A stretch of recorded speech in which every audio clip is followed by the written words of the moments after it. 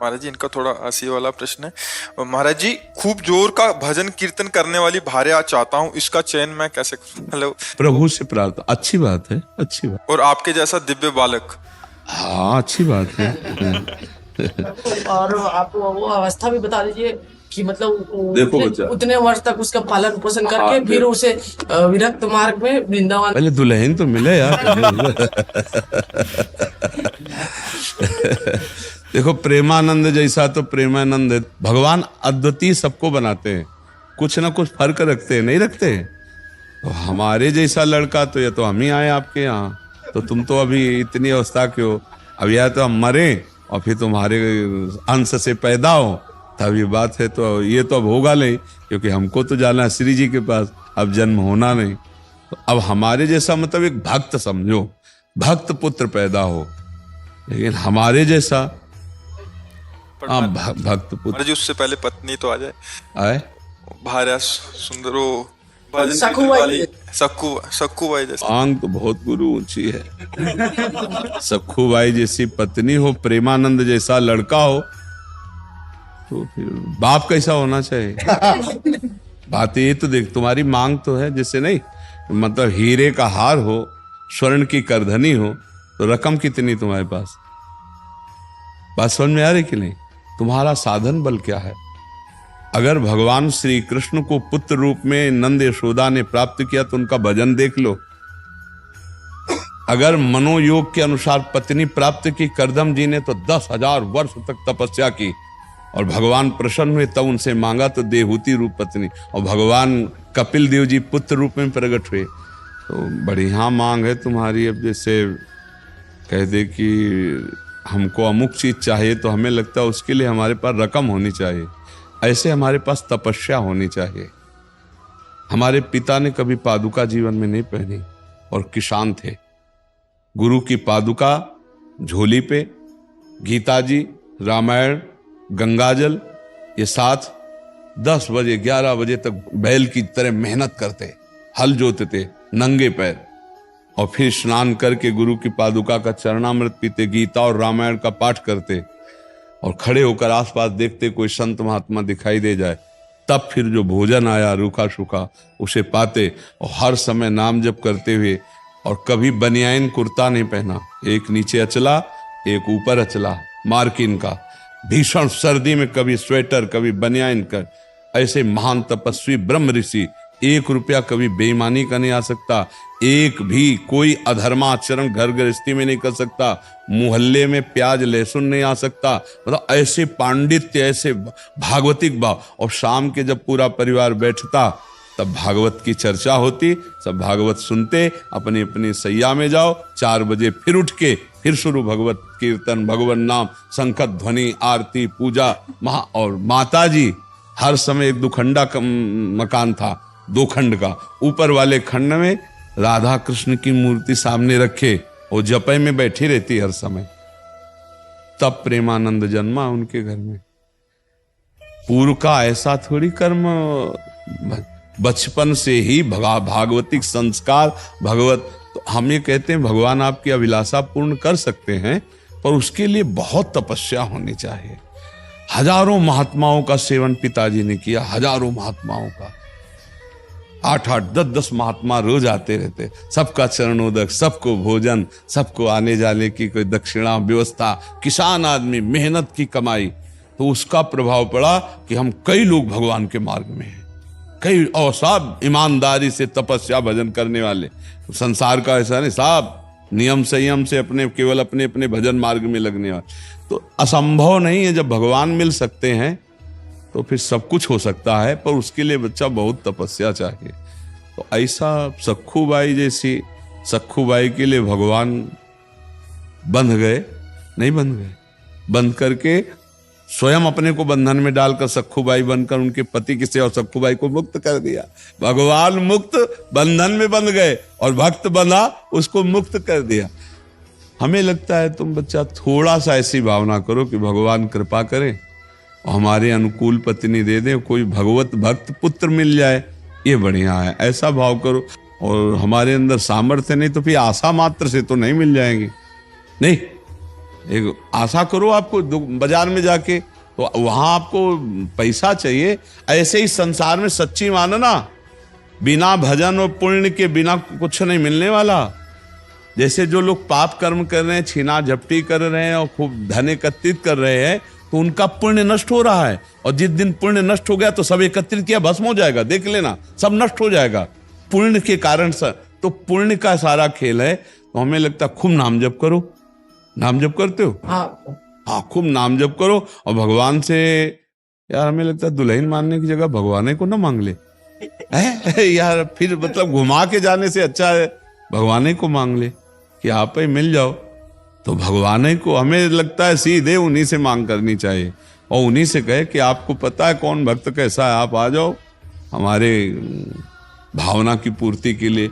भगवान बड़े कृपालु हैं। देखो देवकी वसुदेव जी के यहाँ, दशरथ कौशल्या जी के यहाँ भगवान ही तो पुत्र रूप में, उन्होंने कहा आप जैसा पुत्र मिले, तो उन्होंने कहा हमारे जैसा तो हम ही हैं। भगवान सबको अद्वितीय बनाते हैं। भगवान की हम संतान हैं, कुछ न कुछ फर्क मिलेगा, दिमागी फर्क, रूप में फर्क, चाल में फर्क, सोच में कुछ न अद्वितीय मिलेगा। सबको अद्वितीय मिलेगा नहीं, एक जैसा नहीं मिलेगा। कुछ एक जैसे मिलेंगे, कुछ वस्तु है लेकिन कुछ भेद होगा, क्योंकि भगवान अद्वितीय है तो उनकी रचना भी बड़ी अद्वितीय है। कुछ न कुछ फर्क रहेगा, सब एक जैसे नहीं, उनमें स्वभाव में अंतर होगा, उनकी चेष्टा में अंतर होगा। पर बहुत जोर का भाई प्रश्न रहा।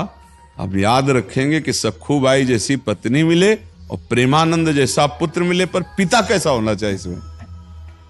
तीनों चीजें तुमने माता और पुत्र की बात कही, पिता कैसे होना चाहिए? राधा नाम जप करो, राधा नाम जप करो, डट के जप करो, डट के जप करो, कोई बात दुर्लभ नहीं। लेकिन मतलब अभी संसार में ये हो गया है प्रभु जी की मतलब एक माँ जो है मतलब कि 4 बच्चों का पोषण कर सकती है, लेकिन 4 बच्चे मिलके एक माँ को पोषण नहीं कर सकते। इसलिए हम चाहते हैं कि थोड़ी भक्ता मिले, बस, और कोई डिमांड नहीं। थोड़ी भक्ता मिले ये तो चल जाता। आपने बहुत ऊंची बात कह दी ना।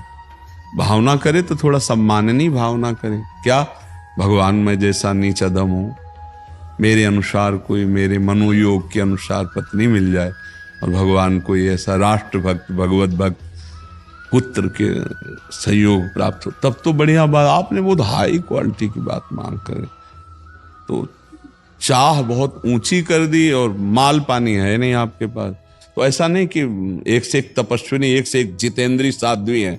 भगवान कृपा करे तो ऐसा भी संग मिल सकता है, पर बहुत सावधान होकर पहले खुद को तैयार करो ना। अच्छी आशा रखो, नाम जप करो, थोड़ा दंड बैठक मारो। करते हो कुछ व्यायाम? महाराज जी जब से सुना मतलब अभी फिलहाल 10-15 दिन से, तो मतलब कि सुबह 4 बजे उठता हूँ, उसके बाद वज्रासन में तांबे के पात्र में रखे, आज ऐसा बताया गया है। हाँ, थोड़ा व्यायाम करते हो? अब शुरू किया? व्यायाम शुरू किया, 10-15 मिनट करता हूँ पहले। अच्छा, अगर बताओ दुल्हन ना मिले तो क्या करोगे फिर? तो फिर बाबा जी बनेंगे। अगर मांस मछली भी खाएगी तो नहीं करेंगे साथ। मांस मछली भी खाएगी, लहसुन प्याज भी खाएगी। वैसे आजकल जो दुल्हन तुम मांग रहे हो, भगवान ब्रह्मा जी कोई नई रचना करे हो तो हमें नहीं लगता लई तो बहुत ही कठिन लई। आजकल के भगवान कृपा करे, आजकल की बच्चियां बहुत और बच्चे भी बहुत ऐसे रजोगुणी, तुम्हारे जैसे सात्विक बच्चे तो बहुत कम मिलते हैं ना। तो भगवान से प्रार्थना करो, भजन करो, और अगर ब्याह ना हो तो बढ़िया बात सोचे हो, फिर भगवान के मार्ग में स्वयं चल दे, स्वयं प्रेमानंद बन जाए, प्रेमानंद में मगन हो जाए। इच्छा भी नहीं है ब्याह करने की, माता की थोड़ी चाह है, इसलिए थोड़ी इच्छा नहीं है इसकी, माता पिता चाह रहे हैं कि नहीं, माता चाह रहे हैं, पिता का ध्यान। पिता का शरीर पूरा होगा। कई भाई हो? तो बड़ा कौन है? बड़े हैं, उनका ब्याह हो गया है? हाँ तो ठीक है, तुम आप इंतजार करो, सखू बाई जैसी कोई देवी मिले, और ना मिले तो फिर भजन के मार्ग में निकल पड़ना। पर अच्छा लगा यार तुमसे बात करके। तुम सात्विक पुरुष हो, थोड़ा सा भी निर्णय करने में क्षमता कमजोर है, लेकिन आप ब्रह्मचर्य से आए, आज से पक्का बिल्कुल ठीक से रहो ना। और अगर ब्याह हो, स्वतः ब्रह्मचर्य होता है, हम कभी अपनी चेष्टा से नहीं करते। हाँ ठीक है। आप क्या होता है बच्चा, जब प्रारंभ में हम स्वयं चेष्टा से नष्ट करते हैं, उसका अभ्यास बन जाता है। वो फिर स्वाभाविक नष्ट हो। अगर प्रारंभ से ब्रह्मचर्य, जब तक गृहस्थी में जाए तब तक ब्रह्म, तो जब गृहस्थी में जाएगा तो इसके द्वारा संतान भी बहुत बलिष्ठ और विवेकवान पैदा होगा। ब्रह्मचर्य बहुत अमोघ शक्ति है।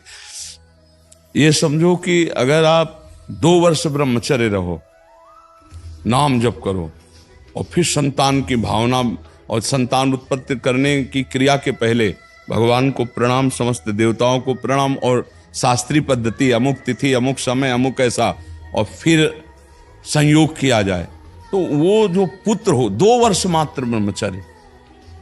फिर यहाँ तो गर्भस्थ शिशु हो जाने पर भी ब्रह्मचर्य नहीं रहते, तो इसीलिए वो आचरण विहीन संतानें होती।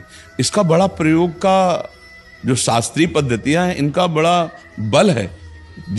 जिस समय भगवान कश्यप जी ने ब्रह्मचर्य धारण करके और विनता और कद्रुप है, तो विनता से गरुण भगवान पैदा हुए, अरुण भगवान पैदा हुए, 2 पुत्र, जो अरुण जी सूर्य के सारथी और गरुण जी हरि के वाहन, और कद्रु से भगवान शेष जी पैदा हुए, वासुकी जी पैदा हुए। ये देखो ब्रह्मचर्य का चमत्कार। वो ऐसे नहीं, जब संतान प्रकट करते थे तो बहुत वर्ष ब्रह्मचर्य रह के तप करके तब फिर संतान प्रकट करते थे। अब जैसे गंदे आचरण, गंदा पेय पदार्थ पे, गंदी भावनाएं, तो वैसे संतानें होती। अगर वास्तविक अपने जीवन में अपनी संतान की उन्नति चाहे तो कुछ समय तक ब्रह्मचर्य रह करके तब ऐसा, और जब गर्भ में बालक आ जाए, ये पता चल जाए गर्भ, तो कभी संयोग ना करे। फिर भगवान नाम कीर्तन, खान पान साथ, तो उस बालक में, गर्भस्थ शिशु में भक्ति के परमाणु आ जाएंगे, और वो चाहे राष्ट्र भक्त बने, चाहे भगवत भक्त बने, वो नाम रोशन करेगा। अब आजकल वासनाओं से सब खेल हो रहे हैं, तो इसीलिए संतानों में वो ओज, तेज, वो संयम नहीं पाया जाता। ब्रह्मचर्य बहुत बड़ी तपस्या है, बहुत बड़ा जीवन है, जिसको लोग समझ नहीं रहे। छोटे छोटे बच्चे ब्रह्मचर्य की हानि कर रहे हैं। ब्रह्मचर्य को बहुत संभालना चाहिए। मोबाइल से के दोषों से बचना चाहिए, गंदे दोष करेंगे तो उससे हानि हो जाती है। ठीक है बच्चा, नाम जप करो, थोड़ा दंड बैठक मारो, और अपने अच्छे भाव से रहो, और इंतजार करो जब ऐसा कोई संयोग बन जाए। 26 के हो, कई साल इंतजार करोगे? 10 36 तक। 36 तक देख लो भाई, अगर जिंदा रहे तो 36 के बाद